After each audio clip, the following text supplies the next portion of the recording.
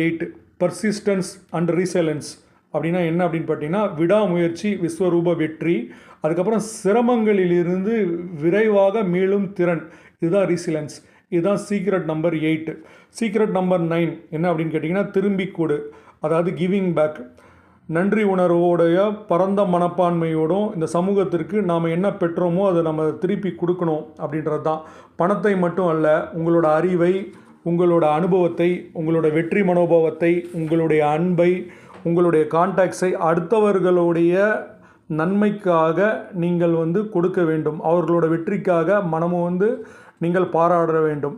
இந்த வீடியோ கூட அந்த மாதிரி ஒரு அறிவை கொடுக்கக்கூடிய விஷயந்தான். அதனால் உங்ககிட்ட என்ன இருக்குது அப்படின்றது முக்கியம் இல்லை, நீங்கள் என்ன கொடுக்குறீங்க அப்படின்றது தான் முக்கியம். அதனால் நீங்கள் என்ன கொடுக்கணும் அப்படின்றத பாருங்கள். அதுதான் சீக்ரெட் நம்பர் 9.